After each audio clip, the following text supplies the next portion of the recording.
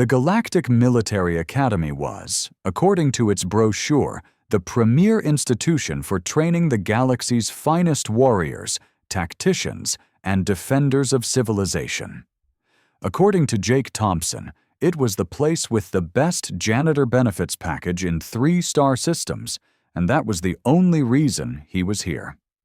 Well, that and the small administrative error that had enrolled him in advanced xenobiology instead of advanced custodial services. Same course code, apparently. Who knew the galaxy's most prestigious military academy would use the same filing system as a discount warehouse? Jake sat in the back row of Lecture Hall 7, his mop propped against the desk beside him, watching Professor Krelnock drone on about something called a Vorathian shredder. The professor was a Quelxian, which meant he had 4 eyes, 6 arms, and somehow still managed to be the most boring lecturer Jake had ever experienced. And Jake had sat through a mandatory safety seminar about wet floor signs that lasted 3 hours. The Vorathian shredder, Krelnock said, his voice like gravel being slowly pushed through a food processor, represents the apex of aggressive xenofauna. Its hide can withstand plasma fire. Its claws can shred through reinforced titanium. Its predatory instincts are unmatched in the known galaxy. Jake yawned. He had dealt with the coffee machine on level 3 yesterday. That thing was a predator with unmatched instincts. Around him, the other cadets were taking frantic notes.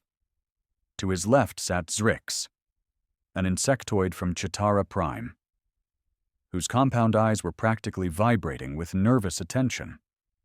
To his right was Gornax, a reptilian from Saros 7, who had color-coded his datapad and was recording everything with the intensity of someone studying for a test that determined the fate of worlds. Which, technically, they were. Just not Jake. Jake was studying for his next shift, which started in 2 hours, and he was pretty sure the vending machine on level 5 was going to need a good whack to stop eating people's credits. In the event of a containment breach, Krelnock continued, activating a holographic display that showed various gruesome scenarios. Protocol demands immediate evacuation, military-grade suppression fields, and a minimum response team of 12 trained specialists wearing full combat armor. Jake's head drooped forward. He caught himself before face-planting onto his desk. This was worse than the time he had to listen to the fire safety speech. At least that one had pictures of actual fires. The specimen we maintain in our research facility, Krelnock said, his multiple arms gesturing dramatically, is kept under Class 5 containment protocols. Triple reinforced barriers, neural suppressors, and constant monitoring. It has never, in the 73 years of this academy's history, escaped. Jake's eyes were about halfway closed when he heard it, a sound that, in his professional opinion, was exactly like the sound of something very expensive breaking in a way that was definitely going to require paperwork. Then the alarm started screaming. The containment alarm was less of an alarm and more of a symphony of panic. Lights flashed red, sirens wailed in 3 different frequencies that definitely violated some kind of audio safety regulation, and a computerized voice began cheerfully announcing, "Containment breach. Specimen 77 Alpha has escaped. Please remain calm and proceed to designated safe zones. Containment breach. Specimen 77 Alpha has escaped." Jake opened one eye. Specimen 77. Alpha sounded like the kind of thing that was going to make a mess he would have to clean up later. Professor Krelnock's 4 eyes went wide, which was quite the sight. "That is impossible," he stammered, his confident lecturer voice replaced by something that sounded like a squeaky toy being stepped on repeatedly. "The Vorathian shredder cannot escape. The protocols, the barriers, the neural suppressors—" A distant crash and the sound of metal being torn like tissue paper suggested that the Vorathian shredder had not read the protocols. "Evacuate!" Krelnock shrieked, which was apparently the academic term for run screaming like your tail is on fire, which several cadets did, tails and all. The lecture hall erupted into chaos, Zrix launched himself toward the exit, using his 6 legs like he was auditioning for a track team. Gornax flipped his desk over for cover, which seemed a bit optimistic considering the professor had just spent 40 minutes explaining how this thing could shred through reinforced titanium. Other cadets were pulling out communicators, weapons, prayer beads, and in one case, what looked like a comfort blanket. Jake sat up straighter and rubbed his eyes. Through the doorway, he could hear the sounds of destruction getting closer. Heavy footfalls. More tearing metal. Something that sounded like a very angry garbage disposal having an argument with a chainsaw. Then it appeared in the doorway. The Vorathian shredder was, Jake had to admit, pretty impressive. It stood about 8 feet tall on 4 legs that looked like tree trunks wrapped in muscle and bad attitude. Its body was covered in overlapping plates of what looked like organic armor, black and iridescent like an oil slick. The head was mostly teeth, arranged in concentric rows that rotated independently like some kind of nightmare can opener. 6 eyes glowed red above the mouth, and its front limbs ended in claws that were currently dripping with what Jake really hoped was hydraulic fluid, and not anything biological. If a bear, a wood chipper, and a tank had gotten together for a very unfortunate blind date, this would be their offspring. It roared. The sound shook the walls and made Jake's teeth hurt. "Oh, good," Jake muttered, still sitting at his desk. "It's loud, too." The creature's 6 eyes swiveled around the room, cataloging targets with what the professor would probably call advanced predatory intelligence, and what Jake would call the same look his cousin's pit bull got right before it destroyed a couch. The Vorathian shredder stepped fully into the lecture hall, its claws gouging furrows in the floor that Jake was absolutely going to have to buff out later, and he was definitely putting that overtime on his timesheet. Gornax, to his credit, recovered from his desk-flipping panic first. He rose from behind his makeshift cover, scales rippling with what Jake assumed was either determination or a really bad rash, and pulled out a plasma rifle that looked like it cost more than Jake's annual salary. "Stand back," Gornax announced with the confidence of someone who had definitely gotten an A+ on the written exam. "I have trained for this exact scenario." He aimed, fired, and hit the Vorathian shredder square in the chest with a blast of superheated plasma that could supposedly melt through a starship hull. The creature looked down at the scorch mark on its armor plating, then back up at Gornax. Then it roared again, but this time it sounded distinctly annoyed, like someone had interrupted its nap with a particularly aggressive doorbell. "Huh," Gornax said, his rifle drooping. "That should have worked." The shredder charged at him.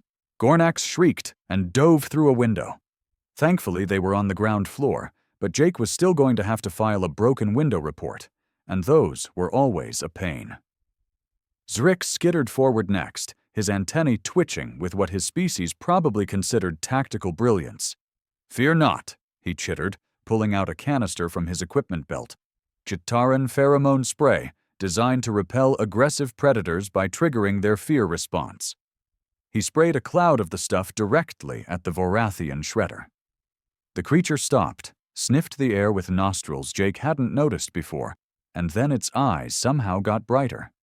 It made a sound that Jake's universal translator unhelpfully rendered as interested purring.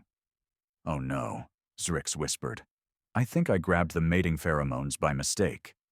The Vorathian shredder took a step toward him, its head tilting in what might have been curiosity or possibly romantic interest. Jake really didn't want to find out which. Zrix dropped the canister and scrambled out the same window Gornax had used. The spray rolled across the floor, leaving a trail that made the creature follow it like a puppy chasing a treat, which demolished 3 more desks and a holographic projector that definitely wasn't coming out of Jake's paycheck because he hadn't touched it.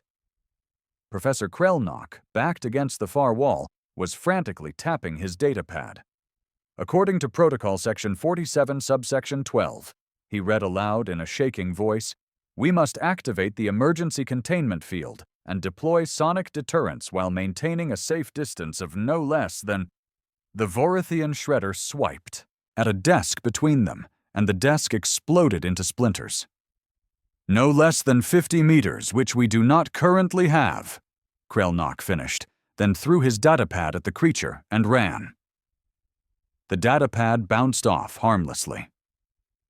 The creature ate it, crunched twice, and made a face that suggested it had tasted better tech. More cadets attempted their textbook solutions. Someone threw a stun grenade that just made a loud noise and caused the shredder to destroy the lecture podium in retaliation. Another tried deploying a neural disruptor that was apparently set to the wrong species because the creature just shook its head like it had water in its ears. A third cadet attempted to use their authority voice to command it to sit, which was adorable, but ineffective. The lecture hall was now a disaster zone. Broken furniture, scorched walls, shattered equipment, and one very annoyed apex predator that was currently standing in the center of the room, looking around for its next target. Jake was still sitting at his desk in the back row, mop beside him, watching this circus with the exhausted patience of someone who had worked customer service during holiday sales. The Vorathian shredder's 6 eyes finally locked onto him. The only person not running, not screaming, not trying to kill it with expensive weapons it clearly didn't care about. It started walking toward him, claws clicking on the floor, teeth rotating in that disturbing way. Jake sighed, stood up, and grabbed his mop. "All right," he said. "Let's get this over with. I've got a second shift in an hour." The Vorathian shredder approached Jake with the kind of menacing slowness that probably worked great on species who had never dealt with Earth fauna. Jake had grown up in the Australia sector. He'd seen scarier things before breakfast. "No," Jake said firmly, pointing the mop handle at the creature like a very disappointed parent. "Bad." The shredder paused, its 6 eyes blinking in what might have been confusion. Probably nobody had ever used that tone with it before. The tone that said, "I am too tired for this, and you are going to behave, or so help me." It took another step forward, teeth still rotating. Jake reached into his janitor cart, which he had wheeled to class because he had a shift immediately after, and wasn't making 2 trips, and pulled out his industrial cleaning spray bottle. The label said for organic messes. The creature was organic. Close enough. He sprayed it directly in the face. The Vorathian shredder recoiled, shaking its head violently, making a sound like a very offended cat. Turns out, apex predators don't like lemon-scented chemicals in their eyes any more than anyone else does. Who knew? "Yeah, that's what I thought," Jake said, advancing with his mop like a knight with the world's least impressive lance. "You're not that tough. I've dealt with the waste disposal unit on level 9. That thing has actually tried to eat me. You're just making noise and breaking stuff." The creature snarled, clearly not appreciating the comparison. It swiped at Jake with one massive claw. Jake stepped aside, letting the claw whistle past him, and brought the mop handle down on the creature's snout with a solid thwack. Not hard enough to hurt it through that armor, but definitely hard enough to surprise it. "No," Jake repeated, in the same voice he used when his neighbor's dog got into the recycling bins. "We do not destroy property. Bad." The shredder lunged, jaws opening wide enough to swallow Jake's head, and probably his shoulders too. Jake shoved the mop handle vertically into its mouth, jamming those rotating teeth. The creature bit down, the teeth screaming as they tried to chew through the reinforced polymer handle. Jake had specifically requested the industrial-grade equipment. These handles were rated to survive being run over by a cargo loader. They could handle some angry teeth. While the creature was distracted trying to destroy his mop, Jake grabbed a rolling cart and shoved it into the shredder's legs. The creature stumbled, off balance, and Jake used the opportunity to spray it in the face again. "Here's the thing," Jake said conversationally, circling around as the creature thrashed and tried to get the mop handle out of its mouth. You're supposed to be this terrifying apex predator, right? Unkillable, unstoppable, whatever. But I grew up in Australia sector. You know what we have there? Drop bears, hopper snakes, magpies during nesting season. The creature finally destroyed the mop handle, spitting out pieces of polymer, and turned to face Jake with what was definitely anger in all 6 eyes. I had a neighbor, Jake continued, pulling out a push broom from his cart, who had a dog named Ripper, weighed about 60 pounds. That dog was meaner than you, louder than you, and way less predictable.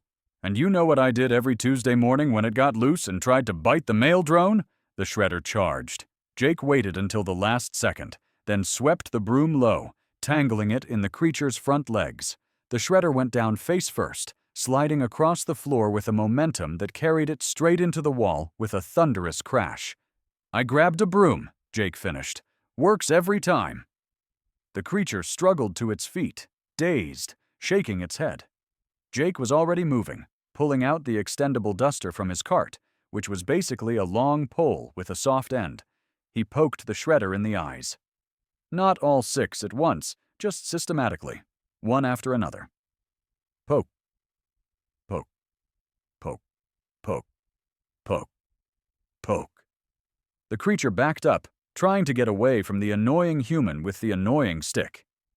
See, everyone here is treating you like some kind of military threat, Jake said, herding the creature backward with systematic pokes. But you're not. You're just an animal. A big, confused, angry animal who got loose and doesn't know where it is. I bet you didn't even want to be here. You just wanted out of that cage. The shredder's back hit the wall. It was cornered, which should have made it more dangerous. Instead, it just looked tired and annoyed, and possibly reconsidering its life choices. Jake grabbed a bag of the absorbent powder he used for spills, tore it open, and threw it over the creature's head. The shredder sneezed, which was actually kind of adorable, and Jake took the opportunity to grab the tranquilizer pole that had fallen out of Professor Krellnock's hands during the initial panic. This might sting a bit, Jake said, and jabbed the pole into the creature's shoulder, right where the armor plates had a gap. The shredder roared one more time, but this one was weaker, more confused than angry. Its legs started to wobble. There we go, Jake said, his voice going gentler. That's it. Just take a nap. This has been a rough day for both of us. The Vorathian Shredder, the apex predator, the Unkillable Beast, the terror of Lecture Hall 7, sat down heavily, blinked all 6 eyes in increasingly slower intervals, and then flopped over sideways like a very large, very confused puppy. Jake looked down at it, then at his destroyed mop, then at the wreckage of the lecture hall. I'm definitely putting this as overtime, he muttered. The silence that followed was the kind of profound quiet that happens when reality has taken a sharp left turn, and everyone's brain is still trying to catch up. Slowly, very slowly, faces began appearing in the doorway. Gornax peeked around the frame first, his scales having gone a pale shade of green that probably meant shock in his species. Zrix crawled back through the broken window, his antennae drooping in what might have been embarrassment, or possibly awe. Professor Krellnock emerged from behind an overturned desk in the hallway, all 4 eyes wide enough to use as satellite dishes. They stared at Jake, then at the unconscious Vorathian shredder, then back at Jake, who was currently coiling up the tranquilizer pole cord because somebody had to keep this equipment organized. That, Gornax said slowly, his voice barely above a whisper, was impossible. It was really more annoying than impossible, Jake said, dropping the pole into his cart. Also, somebody's going to need to pay for my mop. That was a good mop. 14 credits at the supply depot.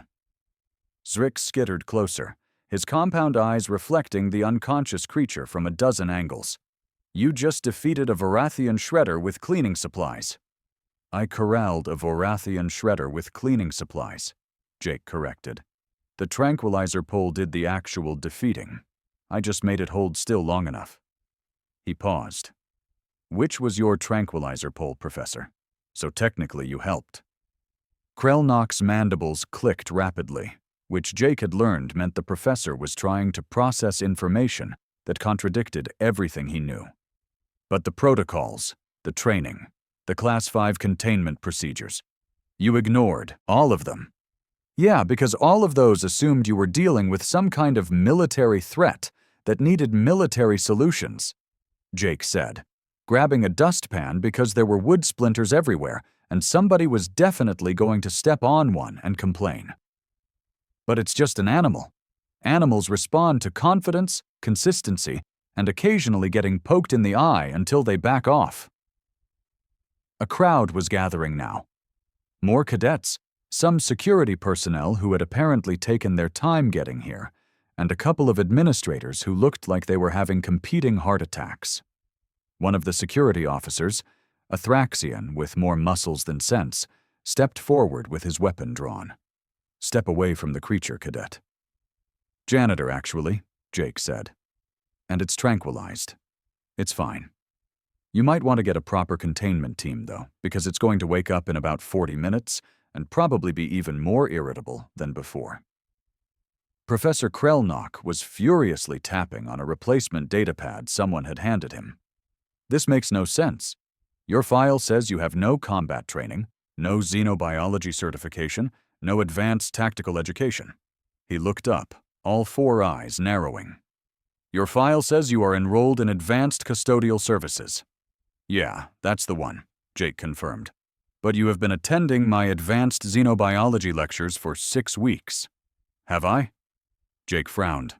I thought this was advanced custodial services. The course code was ACS 777.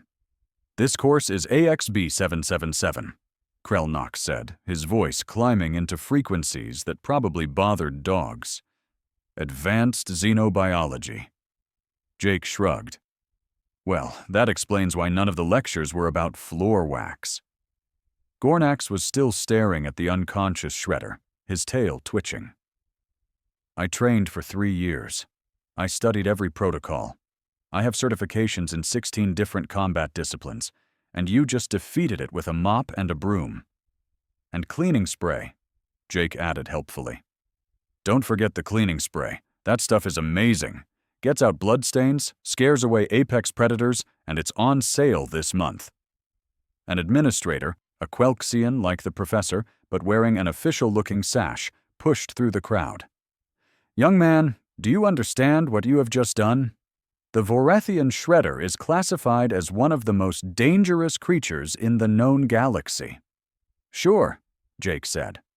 But I'm from Earth, Australia sector specifically. We've got at least 8 things more dangerous than this before you even leave the coastal regions. This guy's basically a golden retriever with anger issues and better armor. The crowd murmured. Someone in the back said something that sounded like, humans are insane, in what Jake was pretty sure was Rigelian. I'm still getting paid for this, right? Jake asked, checking his wrist chrono. Because I'm supposed to clock in at the cafeteria in 20 minutes and I need to file an incident report for the broken window and the destroyed furniture and my mop, which again, 14 credits, I'm just saying. The administrator opened his mouth, closed it, opened it again, and then simply gestured vaguely at everything in a motion that conveyed he had no idea what to do with any of this information. Jake took that as a yes and grabbed his janitor cart. Cool. I'm going to need someone from maintenance to help with the floor gouges. Those are going to need professional buffing. Also, when you move the creature, try not to drag it. The claws will make the scratches worse. He started wheeling his cart toward the door, stepping carefully around broken furniture and scorch marks. Wait, Professor Krelnock called out. You are just leaving? Jake turned back, genuinely confused. My shift here is over. I've got another shift starting. The cafeteria's protein synthesizer has been making weird noises, and someone needs to clean it before dinner rush. He paused at the doorway, looking back at the crowd of stunned military cadets, elite warriors in training, and distinguished faculty, all of whom were staring at him like he had just explained that gravity was optional. Oh, and if anyone wants to file a formal complaint about the mess, I work maintenance requests in order of submission, so get your forms in early. Jake made it approximately 15 feet down the corridor before the actual Academy security response team arrived. Not the campus security officers who had shown up late to gawk, but the real deal. Full tactical armor, heavy weapons, the kind of people who looked like they ate nails for breakfast and complained they weren't crunchy enough. The team leader, a massive Kralgarian who had to duck through doorways, stopped when he saw Jake wheeling his janitor cart in the opposite direction.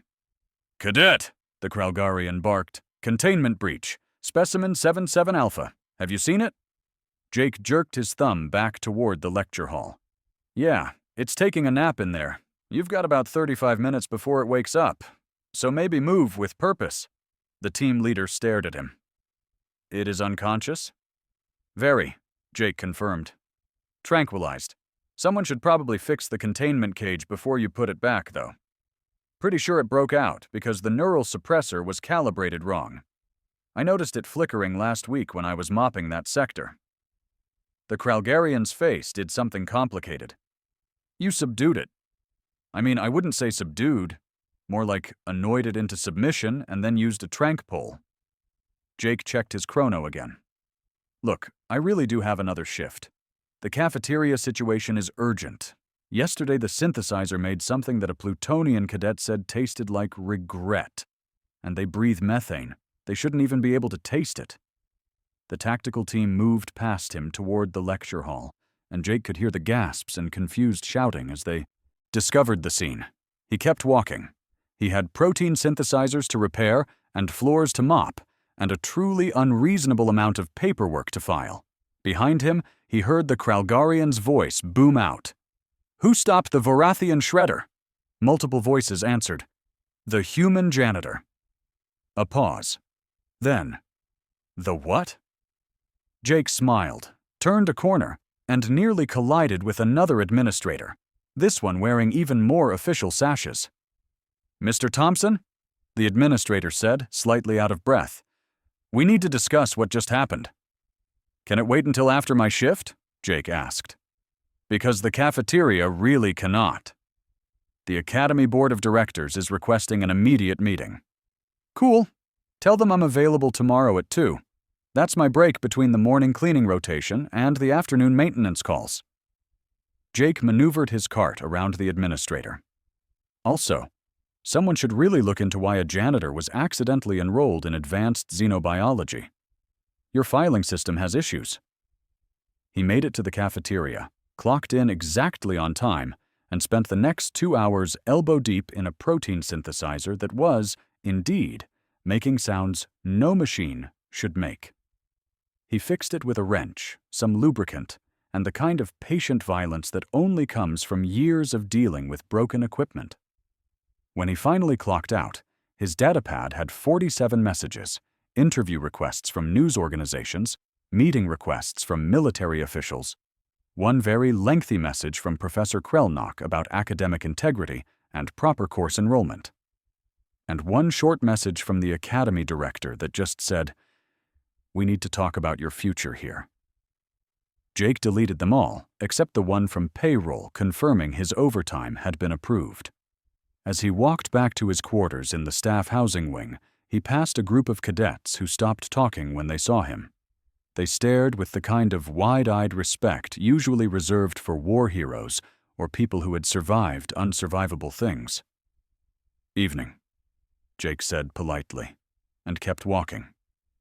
Behind him, he heard one of them whisper, "That's him. The human who stopped the shredder. I heard he did it with just a mop," another said. "I heard he wasn't even scared." Jake smiled. He wasn't about to tell them he had been mildly concerned about the creature destroying his good cleaning cart. The thing had cost him 3 weeks' worth of overtime to get approved. The next morning, the Academy News Network ran a headline, "Human Janitor Subdues Galaxy's Most Dangerous Predator. Military Experts Baffled." The morning after that, enrollment applications from Earth increased by 300%. And somewhere in the depths of space, in cantinas and military academies and diplomatic forums across 1,000 worlds, a rumor began to spread. A rumor that humans, those strange death-world primates, weren't just tough or lucky or insane. They were worse than that. They were unimpressed. And in a galaxy full of apex predators, ancient warriors, and unkillable beasts, being unimpressed might just be the most terrifying survival trait of all. Jake Thompson, for his part, remained blissfully unaware of his growing legend. He had just gotten word that the air filtration system on level 12 was making a whistling noise, and those were always a pain to fix. He grabbed his toolkit, clocked in for his shift, and got to work. After all, someone had to keep this place running.